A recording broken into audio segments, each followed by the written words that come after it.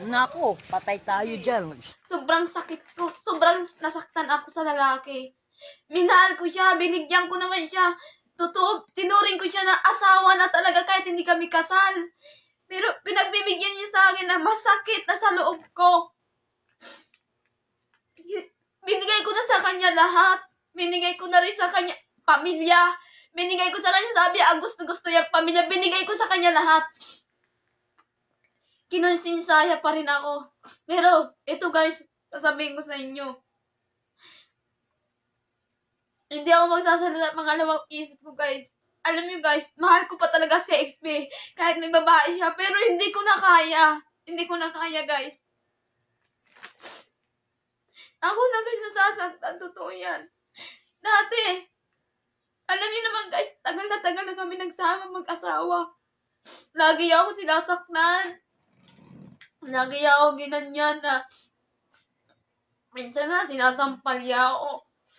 Kaya na-atras ako sa kanya. Sinabi sa akin lahat, hiwalayan niya ako. Ang tanong ko walang anuman kung hiwalayan mo ako. Pero wala sa akin gano'n na sasabihin ko sa kanya, may babae siya, sasabihin ko sa kanya na, sige, sa'yo na yan asawa ko. Ano, papayag ba ako guys? Di ba hindi? Hindi ako papayag dahil asawa ko siya eh. Asawa ko yun eh.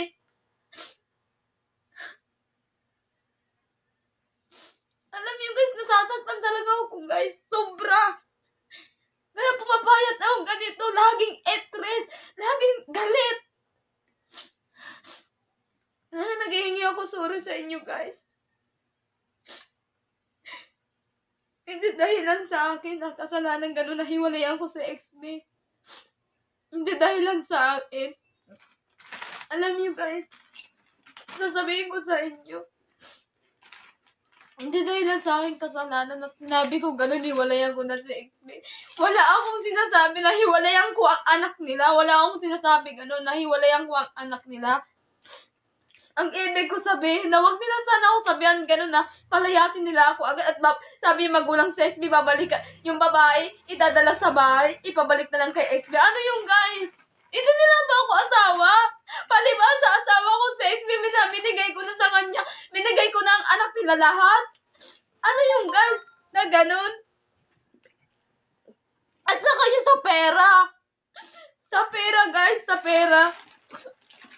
Alam niyo, sa amin mag-asawa noong pa nagsama pa kayo mag-asawa, wala sa amin naghahawak, wala sa amin hawak pera, hindi kami binibigyan, minsan unti-unti lang bigay sa amin. Kailangan magbili ako gamit, wala akong mabibili, kasya na ba yung toki lang? 1.5? 1K? Ayun lang ba? Kasya na ba yung pambili? Pambili na kung anong gusto mo ibibili, kung gusto mo pa bibilin cellphone. Yung guys na, ang sahod namin, ito lang guys, hindi lang ako nagsasabi gano'n na. Papaintindihin ko sa inyo to guys, na gano'n. Alam nyo guys, 80,000, meron ba kami dun guys? Sana nga sa amin na lang yung mag-asawa pera, sa amin talaga. Endorsement. Kahit 1.5 idadating sa amin sa endorsement, ibibigay sa amin 500 lang sa kanila 1,000. Meron ba kaya yung guys matinong magulang? Matinong magulang sa XB? Meron kaya yun? Iyak na iyak talaga ako ngayon. Kasi matagal kami nagsama anak nila, tapos ginaganyan ako. Alam niyo, Papa, Mama, kaya nag-live ako ngayon. Nasaktan ako. Nasaktan ako mga ginagawa niyo sa akin.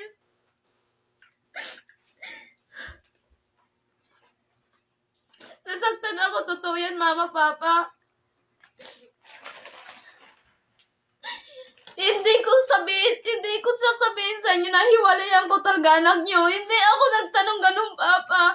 Hindi ako nagsabi hiwalayan ko ang anak niyo. Kayo lang nagsabi niyo, hiwalayan ko ang anak niyo. Anong sabi niyo sa akin? Na ganun. Pabalikuan niya yung babae sa XB. Doon na tayo.